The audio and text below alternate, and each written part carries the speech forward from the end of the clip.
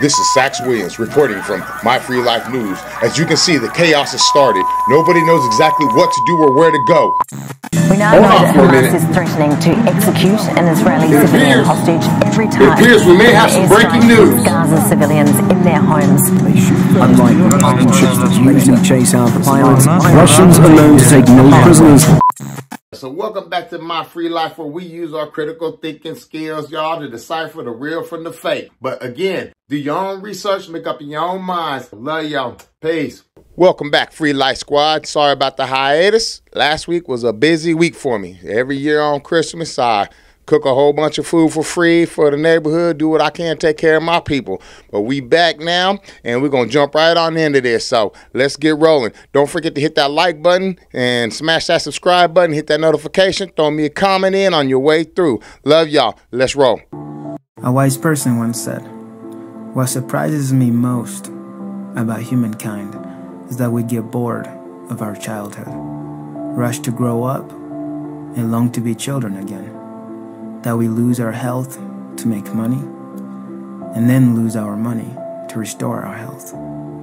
That by thinking anxiously about the future, we forget the present, such that we live in neither the present nor the future.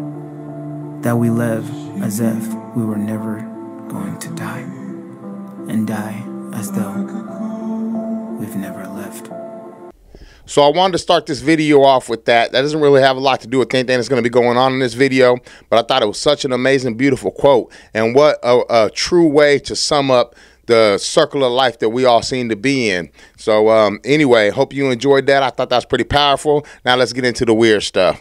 There's people walking around out here that are soulless avatars simply operating on matrix programming. They're living, but they're not alive. And they're all around us. They're all over the place. People that have never woken up to who they truly actually are. They simply are operating on the code that they've been programmed and given since they were born, since they were even in the womb and at gestation. The same code, just running on programming, never exceeding the programming, never reprogramming the programming, never editing it, never hacking themselves, just running on the pure code and living a complete lie, believing that they're alive,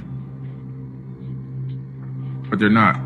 I find that to be so factual. So many people just live their life day by day without thinking about nothing, not caring about where they come from, not even really caring about where they're going. Take everything that they're told, everything that they see, they take it for fact. That just is what it is to them. I mean, NPCs, like the man said, but that's what we do here on this channel. We try to decipher through some of the BS and figure out what's real, what's not. Everything we see is not going to be real. Everything we see is not going to be fake. It's up to us as a community to try to figure this stuff out. That's why those comments really help, so we could talk through those comments and try to put some stuff together, put some pieces of the puzzle together. But I think he's absolutely correct about that. So many people out there are just still asleep and just walking through life without a clue. But anyway, let's jump on to this next clip. So I find this next clip to be really interesting because it's excerpt from the person who designed the Statue of Liberty and built the Statue of Liberty for America.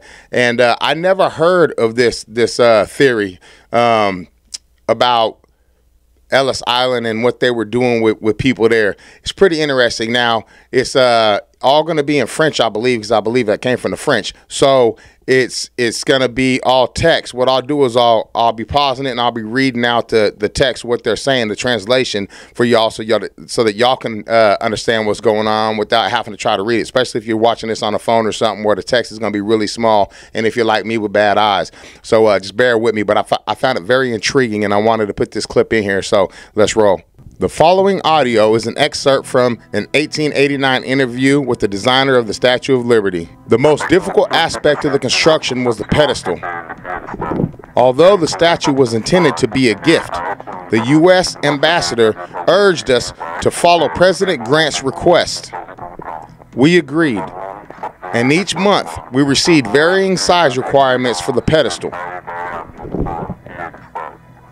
After 4 years, requests to change the size of the pedestal ceased. People wonder why the pedestal is so much taller than the lady. All I tell them is, ask the Americans.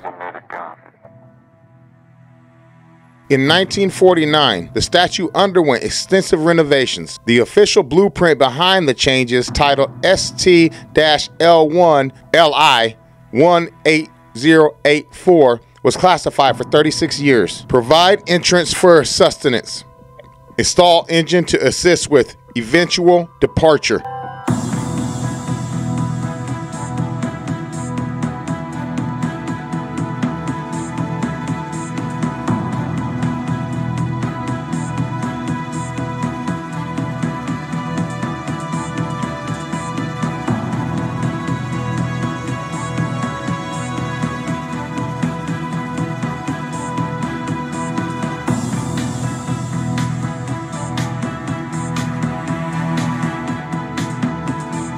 So those were the declassified schematics.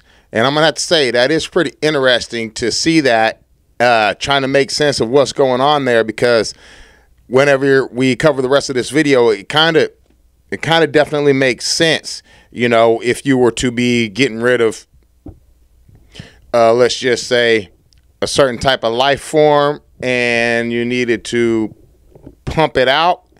I do design. I do that kind of stuff. I got me some light engineering going on in my life, and that makes sense to me. So it's really kind of scary, but let's continue on with this. But anyway, I can only say so much. You know, this is the tubes, but pause it, go back and look at the schematics again if that's what you need to do. But it makes sense to me of what could be going on there. But let's continue on with this video. During the summer of 1954, thousands of immigrants described a foul odor while passing through Ellis Island. Eleanor Bramante. Ellis Island was awful. The whole place reeked of flesh, like a slaughterhouse. There were also dead birds everywhere. My sister even found one in the toilet. If this is how the coast is, my father said, imagine how bad the cities smell. I remember hearing other families half-jokingly say that they wanted to return to Milan because of the smell.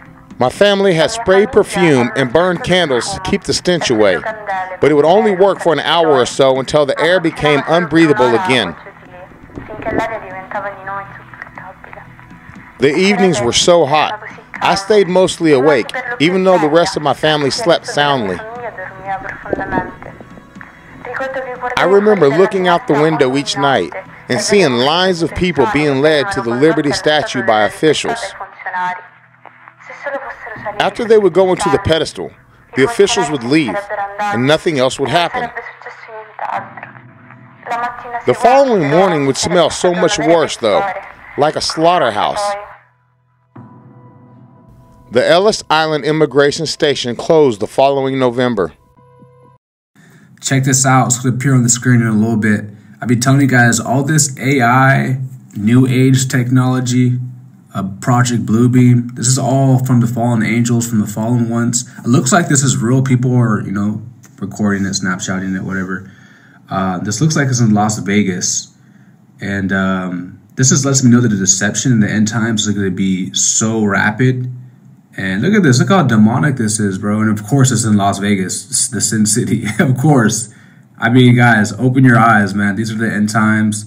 And things like this are going to be increasing through the AI. It all comes from the devil. Stay awake. Stay prayed up.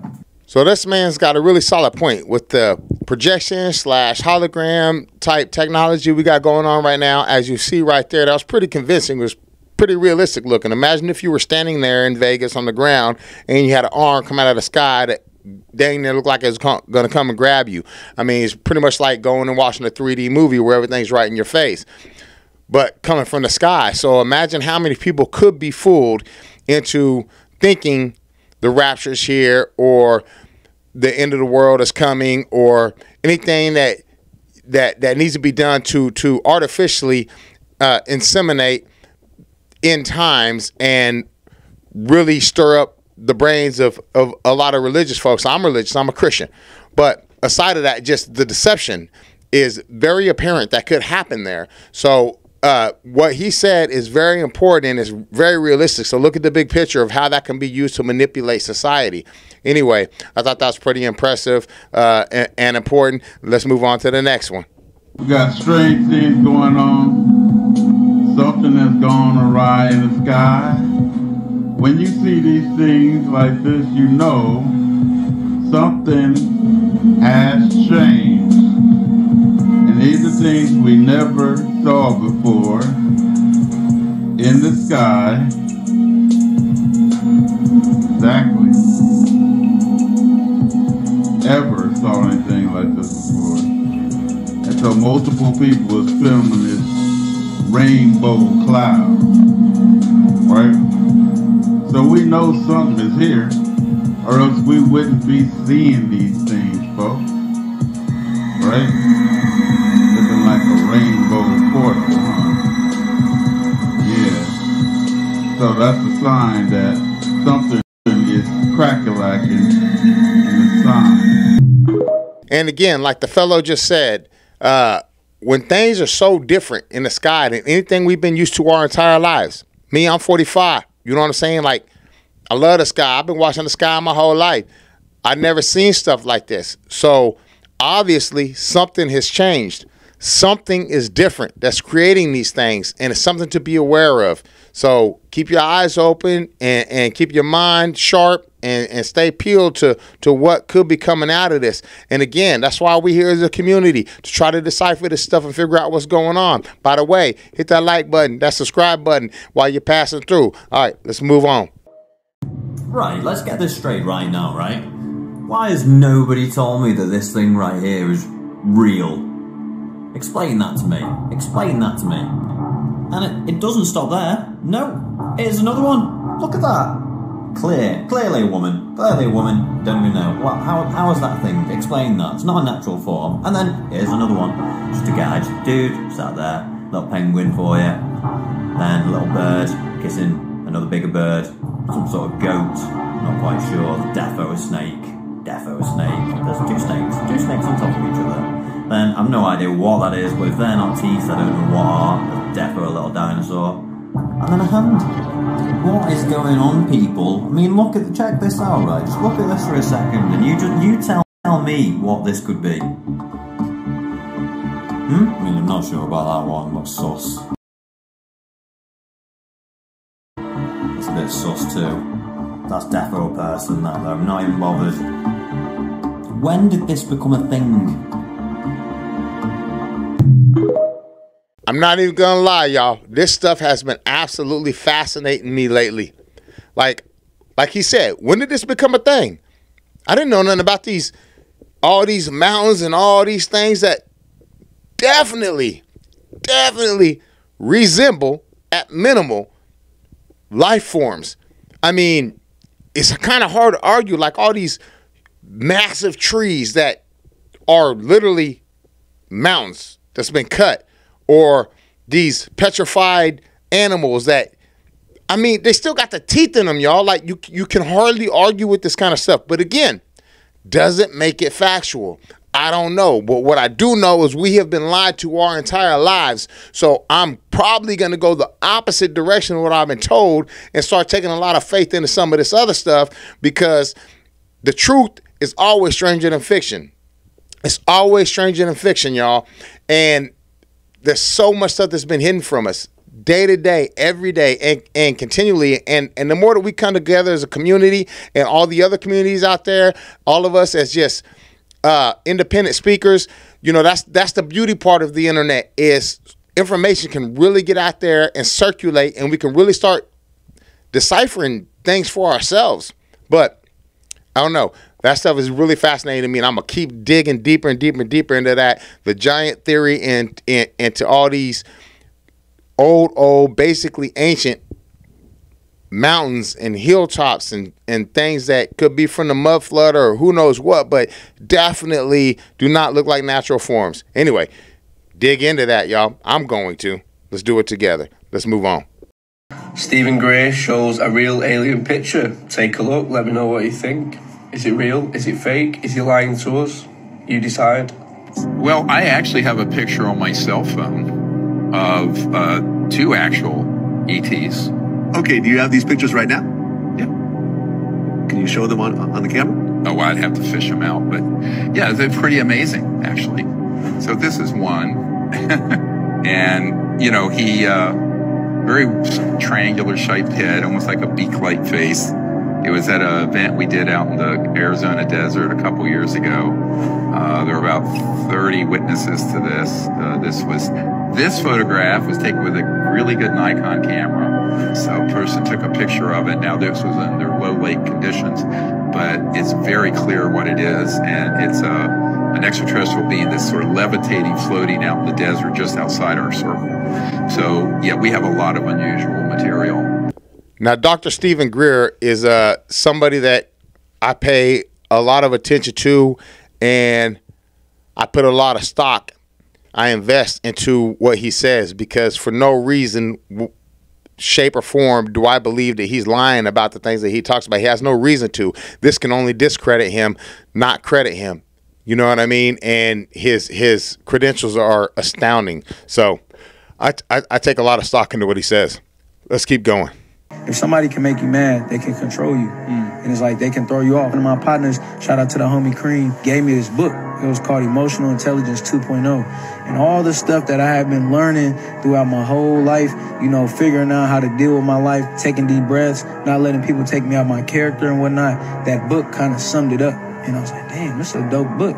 And it's like, they had an interesting statistic. They said like majority of millionaires don't have the highest IQ, which is the intelligent quotient. They have the highest EQ, was the emotional quotient. So it's like, you know, as we navigate this life, you feel me, being intelligent is important, but, you know, having a grip on your emotions is a lot more important. So in my opinion, this kid gets it. He hit the nail on the head. So you can always let things bring you down. You know, it's the energy, it's the law of attraction. It's what you put out, it's what you're going to get back. So don't let people get up under your skin. You know, don't just see all the negative stuff that's happening. Look around and find all the positive stuff that's happening. Be a positive person, and you will attract that. I guarantee it. Speaking from experience, you know, and it all comes down to energy, you know, and vibration. And I believe that that's the key to life, is the vibration, you know, and your energy. So like he said, man, you can be the most intelligent person, intelligent-wise, but that has nothing to do with your success and where you can go if your emotions are right and your mind is right and you're one with the stuff around you, and you just put out positive vibes constantly, and you, in return, you receive those same positive vibes. So I really like that little clip. Let's go. This is crazy. This guy literally just found evidence of the Bible outside of the Bible. Let's go ahead and play it. So here we are in the Egyptian Museum. This is the Merneptah Stele. So on this side is the most famous name found in this entire inscription, which is right down here, the name Israel. It's agreed upon that this says Israel, and this is the earliest mention of the name Israel found outside of the Bible. The inscription of Merneptah dates to around 1210 BC. The inscription describes who Merneptah and his army fought with in Canaan. The translation reads, Canaan is plundered, Ashkelon is conquered, Gezer is seized, Yanoam is made non-existent, Israel is laid waste. Ashkelon, Gezer, and Yanoam are followed by the city-state symbol. These three city-states were ruled by kings. There is no city-state symbol shown for the name Israel. Instead, the symbol for a foreign people is shown. This means that in 1210 BC, Israel is described as a people that has not yet formed into a nation and therefore is without a king. According to biblical chronology, the date 1210 BC falls in the Judges period, where we find in the book of Judges this repeating phrase, in those days, Israel had no king. This is yet another example of the details in the Bible being verified through the details of an inscription dug up through archaeology. What a fascinating find. I make no attempts to try to hide the fact that I'm a Christian. Absolutely. But with that being said, there's a lot of things that make sense to me, and there's a lot of things that absolutely do not make sense to me within my own religion. So I take a lot of it with a grain of salt. And the more and more I dig, and the more stuff, I mean, everything from you know, the Anunnaki and ancient Sumeria and all of this kind of stuff, it's really interesting, the kind of stuff that you can find. So there's no doubt in my mind whatsoever that the Bible has been tainted. it took man to write it, and mankind, we're mischievous, you know, we're devious creatures, and someone would definitely change things to benefit their own personal gain, whether it be via independently or as a nation or as a kingdom. So I really have to dig for what I believe, and there's a lot of things that I believe that I think is just so much bigger than anything we've ever been taught. You know, just like the book of Enoch not being in the Bible. You know, there's so many things that I think all come together from different views of life that all make sense, that is still, in my opinion, absolutely God, you know, and it's just not mapped out right because it was intentionally tainted. That's my opinion. But I'm going to keep digging and keep looking because this stuff is very fascinating to me. And according to my religion, I would be doing something wrong by searching things outside of the Christianity, right? Religion. I think that's false. You know, I think you're supposed to look and find things that really make sense. So I'm going to keep digging. We can dig together. But anyway, I found that pretty interesting as well. Moving on. 2. And I'm going to hold y'all hand when I say this. 2023 is truly about to go out with the biggest bang we ever thought, as Jeffrey Epstein's associates are about to get unsealed. Over 150 celebrity names. Some of your faves, allegedly. It won't be alleged in 14 days. Judge Loretta Preska, let's pray for her because, girl, you're about to open Pandora's box bad. 177 people will be identified across hundreds of files, which will shed new light on the late financiers, trafficking operations, and his network of influence. She ordered this on Monday, that in 14 days, these names will all be released. January 1st, you know that's a holiday, so January 2nd, expect chaos. Friends, recruiters, victims, and other names who will be revealed when the material is released. And I definitely hope and pray that this list actually comes out January 1st or January 2nd, whenever that's supposed to come out, because there's absolutely no reason why this list should have ever been hidden in the first place. Period. There's a lot of nasty things that you can do in this world, but there's nothing, in my opinion, that tops hurting the little ones. You know what I mean? Nothing. That is the top of the top of the top of the food chain of evil. So the reason that this list hasn't been out, we all know, obviously, you know what I mean, elitist. But if you'll protect one person in this circle, this ring of things going on here with this situation, you yourself need to you need to be strung up somewhere on that, because there's no excuses for that. And in my eyes, there's no forgiveness for that. But that's my opinion. Let's go. Take your breath away? Take your breath away, right? Did it take your breath away? Take your breath away? Took your breath away, right? Did it take your breath away? Now, that little clip certainly had an eerie vibe to it. The way her ponytails just come blowing up to the front like that. That was weird. But we have no contrast. We have nothing to compare it with. It could be a very windy day as far as we know, but it was strange. It looked pretty weird. And the fact she didn't even notice it, didn't even dawn on her that her hair just came flying up front.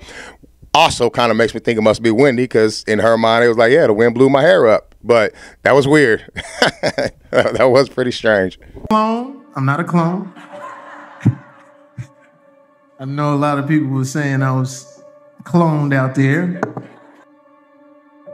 Okay, Jamie Foxx, ladies and gentlemen, I'm not sure if you guys have seen him accept this award. I'm not saying he is a clone.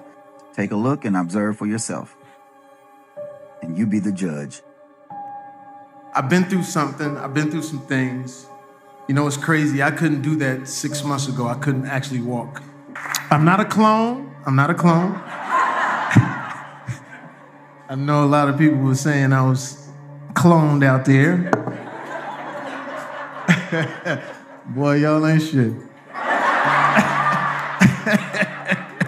That's a clone. That ain't no goddamn Jamie. That's a clone. Okay, so let's zoom in and take a look at his hands here. You'll notice when he speaks about cloning, his hands gets real fidgety. I'm not a clone. I'm not a clone. I know a lot of people were saying I was cloned out there. Now, we can dismiss this as a joke or dismiss this as nothing, but proof is right there. He got real nervous when speaking about cloning. So let's continue. So it feels good to be here. I cherish every single minute now. It's different. You know, it's different. You know, it's beyond.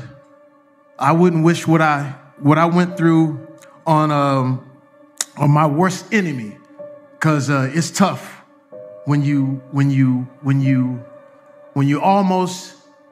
it's almost over, when you see the tunnel. I saw the tunnel. I didn't see the light. It was hot in that tunnel too. I don't know where I was going. Shit, am I going to the right place?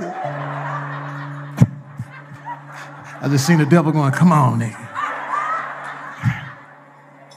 It's when we were in Chicago and I was trying to get myself together and no one knew where I was. No one knew what was going on. And I had to go to this facility so I could work out a little bit. It was checking me in because I had my face covered, you know, because I didn't want nobody to know. And at one point she says, well, baby, I'm going to have to see your face if I'm going to have to sign you in here. Now, I run a tight ship in here, baby. I'm going to have to see your face. No, black women don't give a shit. They're like, I need to see his face. And I took the mask down and she saw me. She said, Lord,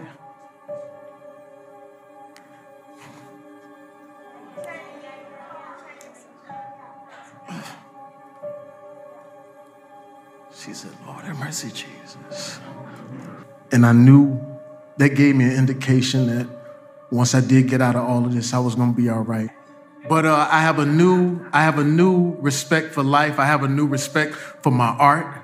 And I don't want to sound like, oh, this is going to happen to you and shit, be careful. You know, it's not that. It's just when you realize that it could be over like that, I just got to, your grandmother used to say, testify. Because as I got out from under what I'm going through, you know, the powers that be, and you know, your grandmother say the devil is busy trying to shape and form my perception, man. Y'all, it's a fantastic journey. It was a fantastic journey.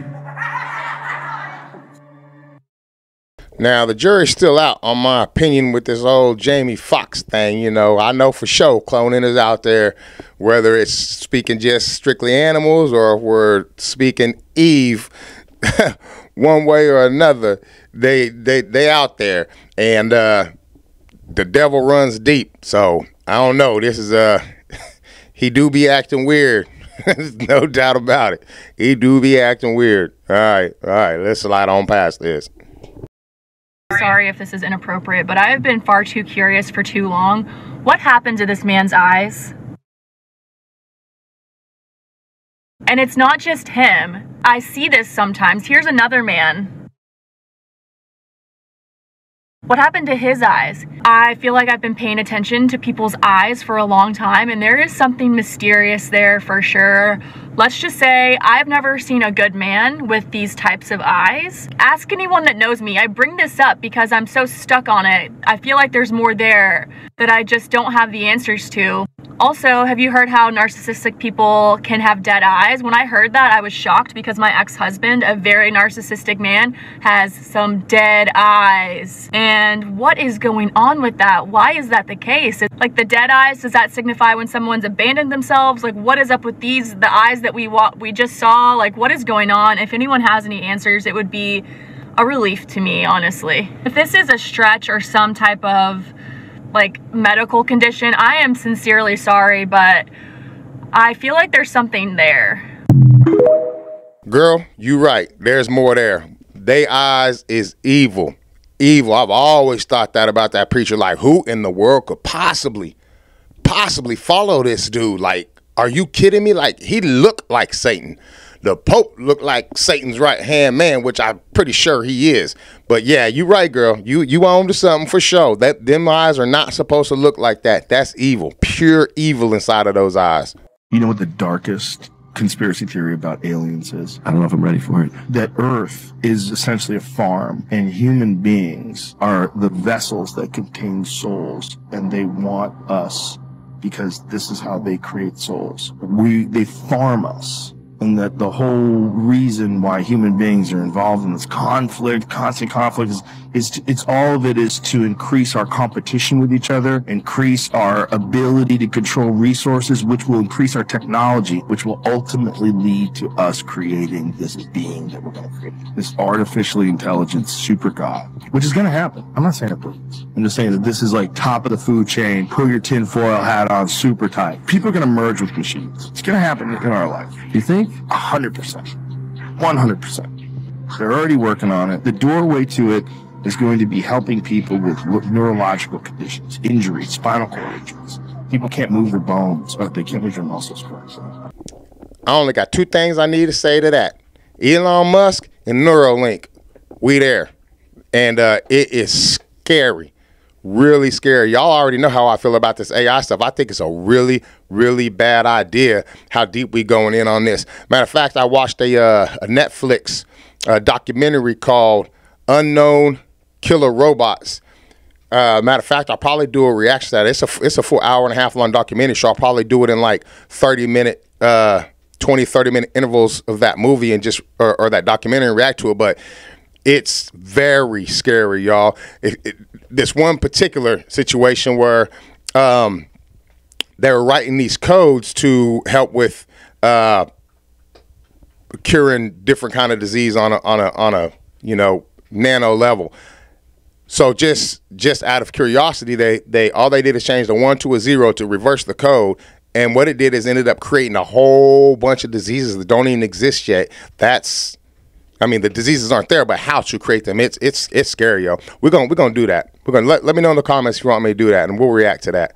I don't know how the whole copyright thing will work with me reacting to a Netflix show. So hopefully I can do it without without being monetized on it. But we're gonna try to do it because it's very fascinating. But if you get a chance, watch that Unknown Killer Robots on Netflix. It's a documentary. So Mark Zuckerberg, he's having a compound built in Hawaii that has 500 square feet of underground shelter. What does he know that we don't know? I want to know. There's this new movie on Netflix called Leave the World Behind. On the plot of the movie, there's a cyber attack that happens. There's no way of communicating with one another. People are stranded, etc., etc. This is what many are speculating of what potentially could happen. Predictive programming. According to a report from Wired, Zuckerberg's super compound sits on 1,400 acres of land with top-notch security and a 5,000 square foot underground shelter that's packed with its own food and energy supplies, probably filled with reptile food that he shopped for at Petco. No, but seriously, this is kind of concerning. What does he know that we don't know? Remember the movie Day After Tomorrow? It was like an ice age in New York and it got hit with like a tsunami. That could potentially be predictive programming. We can't just focus on one movie or one TV show. It could be a multitude of movies and they could all happen simultaneously. Everything could just happen at once. I'm not trying to fearmonger over here. I'm just speculating, but I'm just saying it could happen. It could happen. Symbolism for 9/11 in The Simpsons. And it wasn't just The Simpsons. Many movies had 9/11 symbolism. Us truthers call that predictive programming. If we live in America, which I do, we should probably get the fuck out of here. I'm just saying. I'm not trying to scare nobody. I'm just saying we should probably leave. We should probably leave for like maybe a year. And this is not just Mark Zuckerberg doing that. All the elites got their bunkers, and not just their individual independent bunkers on their own estates. We're talking about tunnels and tunnels underground, massive from coast to coast underground, pure cities, go for hundreds and hundreds of miles underground that they've been stocking up for a long time. Something is definitely coming. They wouldn't be doing all this if something wasn't coming. They definitely know what's coming, and we're not part of the cool people. We're not part of the cool kids. They're not going to ever let us know. So there's only so much that we can do, but I would highly suggest if you're capable, if you're financially able and you got a little bit of land, got enough space, I would definitely put a little fallout shelter in. Absolutely. Whenever I get to that point to be able to buy myself some more land again, there'll be a bunker going in for sure. I'll do a bunker before I do a home. And that's not because I'm some crazy tinfoil hat doomsday prepper. It's because I know how to use my mind, and I can see the way things are working in this world around us. It's pure chaotic, this chaos, and it's chaos by design. And a little preparation and protection is not a bad idea for anybody. You don't want to be the one that's left out whenever it starts to rain and you don't have an umbrella. You know what I mean? The Anunnaki. That's the name of the beings that, according to the ancient texts, came from heaven to earth. In the Egyptian culture, they call them the Naturu. And they said they came to earth and turned mud into a kingdom. In the Bible, they call them the Anak. They have these names in all different cultures. They all show up around the same time in every culture. And I started finding more instances of them in every culture I looked into around the same time period. And I go, these people really came here at some point in the distant past. It seems to be now around 450,000 years ago they arrived. And about 200,000 years ago, according to the text, not me, they started genetically tinkering with human beings, saying they were adding their essence to them to get us to do the labor for them. So around 200,000 years ago, these beings had creating this mating farm, this mating laboratory called Eden. And Lil was known as the Lord. He was known as Satan, the Lord of Eden. Satan, the Lord of Eden. Satan. You wonder where that came from? Yeah, he's Satan. The snake that was in the garden was his brother, Enki. Enki came with the knowledge to Adam and Eve and told them that they were stronger and bigger and brighter, and that when he did the genetic tinkering, that he put a little extra in them, that one day in the future they would be able to tap back into it, and they themselves could rise higher than the Anunnaki. And his brother found out about this and started calling him the devil. And that information is in the myth of Adapa, which is another incredible ancient text. And again, this is why I don't just go into things narrow-minded without having an open perspective of what could really be going on out there. There's so much ancient text about stuff like that, with this Anunnaki and all of that kind of stuff that it's I would be a fool to ignore that and just focus on my religion without comparing and seeing, similarities between the two and things of that nature. So I always go about it with an open mind and look into this kind of stuff. And that's fascinating right there, what he was just talking about. And there's so many theories about already that we are genetically made, pretty much, you know what I mean, from past civilizations that came either from this planet or outside the ice wall. As far as that goes, outer space may not be up there. You know what I mean? It says in the Bible, the firmament, and I'm a firm believer of that firmament. So I also know that I definitely believe in the flat earth way more than the globe earth, just because I used to not. Whenever I first started getting into this flat earth thing, I thought, oh, I sound crazy. I sound retarded, even halfway believing in this flat earth. And I said that to myself because I've always been told different. I've always been told different, just like you've been told different. Everybody you know has been told different. But the more and more I go down this flat earth thing, the more and more it makes way more sense than the yang of that.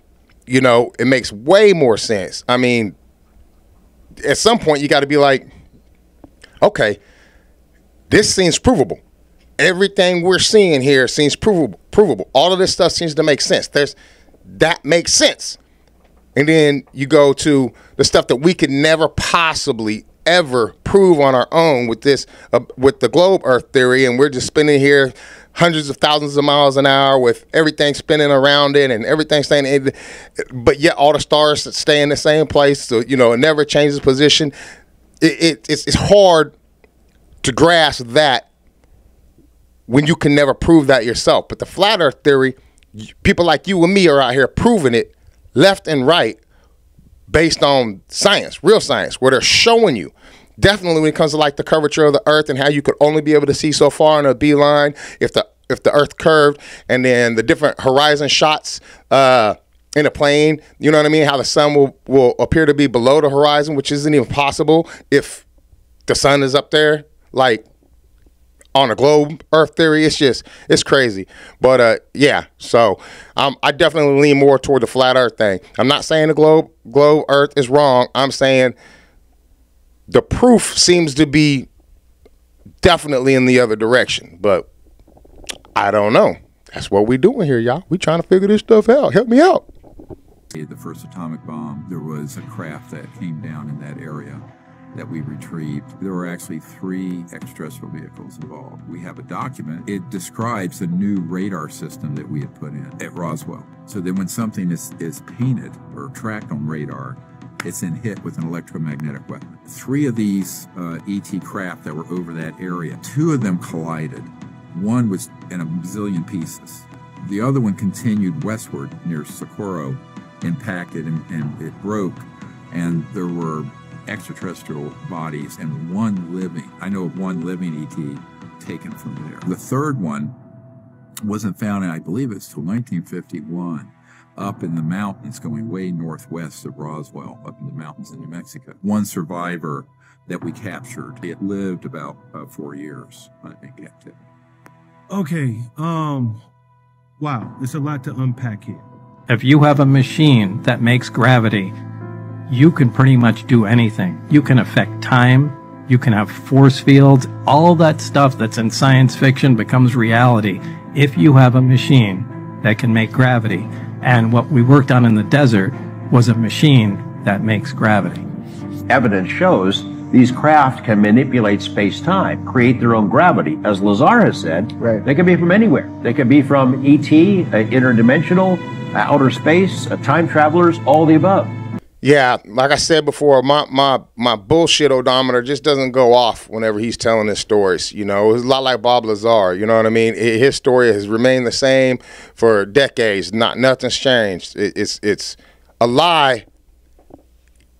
It's very, very hard to maintain, and the consistency can never possibly be there over a long period of time because it's a lie. The truth is always the truth, so it always stays consistent. A lie, you have to remember every bit of a lie that you put into the lie, all the lies that you told to keep that lie going, and the lies you told to keep those lies going. You can never, ever possibly keep it straight. So, again, I definitely believe what these people are saying. At least I believe that they believe what they're saying. So, just something to think about. That is Stonehenge. It's very cool. But what it actually does is going to blow your mind. I learned that this was a seasonal clock, and it is, but you have to look at it from a different lens. This is what sound looks like going through water. This is Stonehenge. It is built on top of an aquifer. So, who else builds their things on top of water? Well, I showed you in the last video that pretty much everybody builds their best stuff on top of water, even Tesla. Light goes through it. Light can melt the hardest things on the planet when focused, and when used for communication, it's the fastest way to do that. It looks like a pattern of sound. Sound travels fastest through solids and can destroy cities if it's a big enough wave. Sound is a bigger wave than light. Sound can move mediums it passes through, like water, and bend the light. That's how we get cymatic images. You can see this in the twinkling of stars as well. Our technology sends ones and zeros through light. Let's pretend everything around us is made of a very unique vibration that can be expressed in a frequency. Or you can grow crops with it. Yeah, here sooner than later, I will definitely be doing me some experiments with frequency and water. I'm really interested in it, and I find that to be really intriguing. And I would like to do some experiences with frequency and sand and stuff like that too. I think that'd be really cool, one, for us to do together on this channel, but for two, I really want to get some hands-on experience with some of that stuff because I find a lot of value in frequency, and I really do believe in the healing power of sound frequency. So that was an interesting clip as well. Finally say that there are live ETs on Earth at this present time, and at least 2 of them probably working with the United States government. Our investigation was launched into this whole subject, and a document was prepared which concluded that at least 4 species had been visiting Earth for thousands of years. And this is my own view at this stage as well. The survival plan for the human species as an aide-memoire, and I named 5 different species here. I'm aware of more now. As a matter of fact, I saw a document just a few days ago that mentioned 20. And I think you, Mr. Chairman, were interested in some of the places they might come from. And I have in here Zeta Reticuli, R-E-T-I-C-U-L-I, Reticuli, the Pleiades, Orion, Andromeda, and the Altair star systems. So I don't think we can any more refer to them as they, because they're not an amorphous mass. They are different species and consequently may have different agendas. I don't think we can say that they all have the same agenda any more than we could say that the United States, China, and Russia have the same agenda. Our real interests may be very similar, but as of now, our perceived interests are still quite far apart. The other species that I learned about not too long ago was called the tall whites. And this is when Paula Harris broke the story just a few years ago. And through her good offices, I had the chance to talk for about 3 hours with former Airman Charles Hall and listen to this absolutely fascinating story of how he was working with, first of all, he was scared out of his skin. But after that, when he got to know them, how he was working with, and finally they became to trust each other and have a good working relationship with the tall whites at the gunnery range at Indian Springs in Nevada. And these tall whites were living on United States Air Force property and working in cooperation with the United States Air Force. Now, I put about 0 stock in the Canadian government for sure. The American government's bad enough, but the Canadian government, I don't know. I think there's probably a lot of truth to what he's saying, but I just feel like there's an angle behind of why they're coming out like that. I mean, just look at the Trudeau situation. Look how bad Canada went down here really quick. I mean, America ain't doing so amazing ourselves, but Canada is free fall, and their government is boy. I feel really sorry for Canadians. And I used to always want to go to Canada. I always thought they were the nicest people. And the people they're amazing. I know a lot of Canadians are great people, but their government, man, almost makes America look like we got a good government. And we know that's false. Not only is that interesting, but he's wearing a mitre hat. That hat he wears is the same hat that the Nomo and Awanas wore in that symbolic way to show their influences to those civilizations. So think about how bizarre that is. We're told that all this stuff is fantasy and a myth. The Anunnaki and these influences of beings and creating these civilizations and all this stuff. None of it's real, and yet the highest of our religious establishments has a pine cone on their staff and the hat worn by one of the ancient influencers of those cultures. The key to all ascension is simply balance and knowledge. The knowledge of balance and the knowledge and wisdom needed provides you the way to the top, the way to, as they've said, heaven and all these other various things along the way. And that way is being guarded, very guarded by these powerful individuals. Those individuals are tasked simply with protecting that knowledge from us because it would allow us to be free. And it would completely, the control of religions would fall apart. Everything would change. Knowledge is 100% the key to ascension, whether it's the knowledge of religion and following it, or just the knowledge of how the world works. Knowledge is most definitely the key, which is why things like the Illuminati, the whole point of that is to keep the masses dumb to knowledge, real knowledge, real understanding of how things work. So, yeah, factual. Facts. No cap. Let's go. We're just going to kick off today. This is poorly designed logos. Friend sent this to me, started me on a whole journey. Don't call your wine foreskins. This is from an actual ad from 1973. Catholics. This is not the way to tell me that your product will warm the bench upon which I'm sitting. Just show it to one person. Just show your design to one person before you post it. Nothing about this is correct. I hate every part of this. The eyelashes, none of this. None of this is for me. This is haunted. What makes this worse is it is for a junior dance class.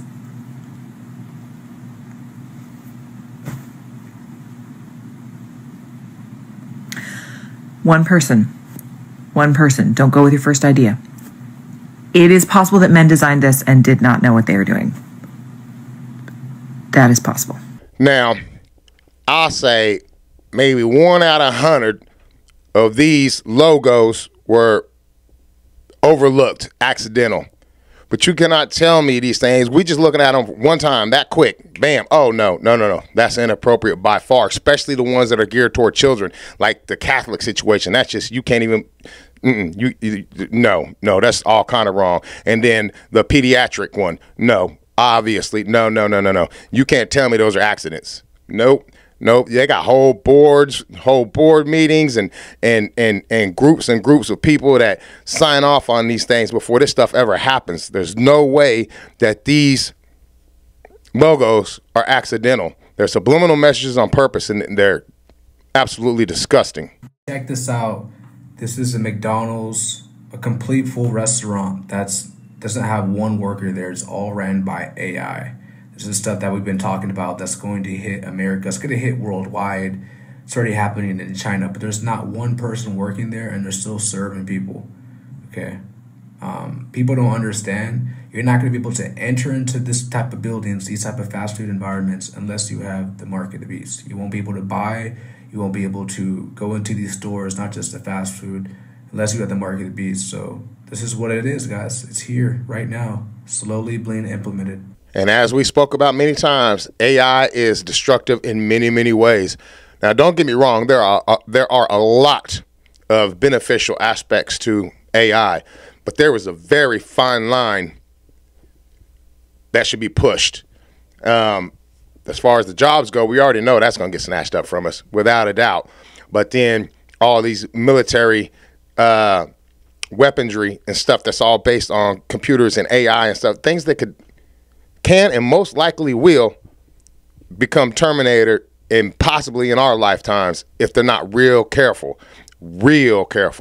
But that one was specifically about how it's going to be taking the jobs, and of course the mark of the beast. You can't buy or sell anything without taking a mark, whether the mark be the little computer chip in your hand to just scan your hand that we've already got going on now to pay for goods and services or whatever it may be. But it's pretty scary. Like, I'll be eating me some birds out the trees and things like that, because I would never accept the mark of the beast in any way, shape, or form.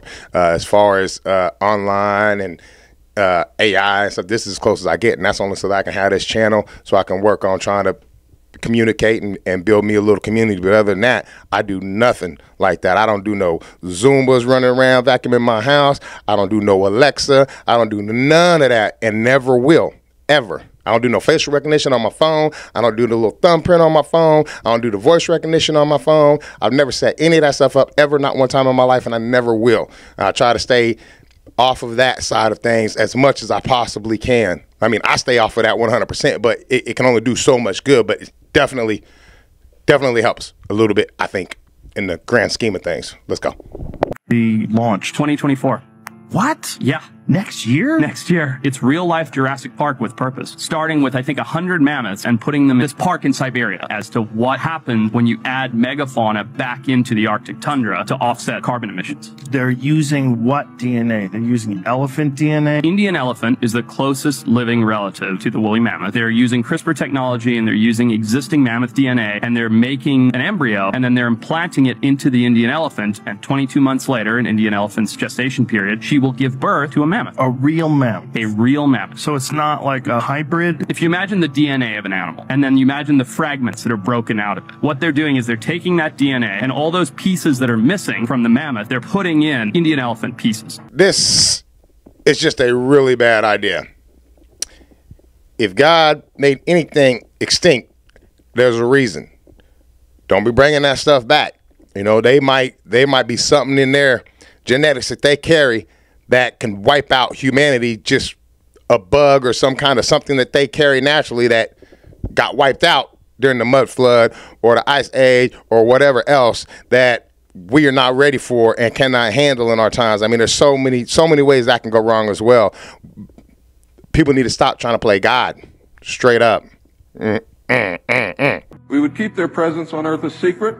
They would furnish us with advanced technology and would help us in our technological development. They would not make any treaty with any other Earth nation. They could abduct humans on a limited and periodic basis for the purpose of medical examination and monitoring of our development, with the stipulation that the humans would not be harmed, would be returned to their point of abduction, that the humans would have no memory of the event, and that the alien nation would furnish MJ-12 with a list of all human contacts and abductees on a regularly scheduled basis. And this is not being done. It was agreed that each nation would receive the ambassador of the other for as long as the treaty remained in force. It was further agreed that the alien nation and the United States would exchange 16 personnel each to the other with the purpose of learning each of the other. The alien guests would remain on Earth, and the human guests would travel to the alien point of origin for a specified period of time, then return, at which point a reverse exchange would be made. I have no knowledge whatsoever of what happened to those original 16 humans who left the Earth with the aliens. It was also agreed that bases would be constructed underground for the use of the alien nation, and that 2 bases would be constructed for the joint use of the alien nation and the United States government. The base at Dulce is one, the base at S4 in the area known as Area 51 or Dreamland is the second. Exchange of technology would take place in the jointly occupied bases. These alien bases would be constructed under Indian reservations in the 4 corners of Utah, Colorado, New Mexico, and Arizona, and one would be constructed in Nevada in the area known as S4, located approximately 7 miles south of the western border of Area 51, otherwise known as Dreamland. All alien areas are under complete control of the Naval Department, and all personnel who work in these complexes receive their checks from the Navy. Construction of the bases began immediately, but progress was slow until large amounts of money were made available in 1957, and in the meantime work continued on the Yellow Book with the information derived from the guests.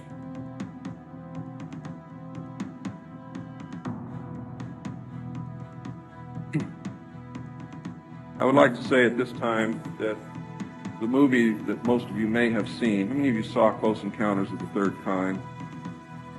That movie was absolutely true. Those events did take place. Not exactly as you saw them, not in the place where you saw them take place, but there was a landing, there was an agreement, there was conversation, there was an exchange of personnel made. I would like to say now also that J. Allen Hynek was the technical director on that movie, and he was also the co-author of Grudge 13, which I read between the years 1970 and 1973, along with another man named Lieutenant Colonel Friend. Again, folks, everything we see on here is not going to be real, but everything we see on here is not going to be fake. Some things you just have to put a little bit of thought into and realize we can only fathom and conceive so many things because of the limited knowledge that we've been allowed to obtain in our lifetimes and through, you know, our media and things like that, controlled by the beholders of the truth. So a lot of this stuff is most likely, factual, that it's just hard for us to fathom, hard for us to understand. By the way, don't forget to like, subscribe, come on back for some more, leave some comments, let's conversate down there, let's push this little video channel along. I really would appreciate it. Let's keep moving. But anyway, y'all, that's going to be the end of this video. I really appreciate you being here. Don't forget to like, subscribe, you know, share the video, help move this little channel along. But most importantly, throw some comments in there so we can have a conversation, spark something up down there in that comment box. But I love y'all. We'll see y'all on the next one. I'm Sax. This is My Free Life. I'm out of here. Peace.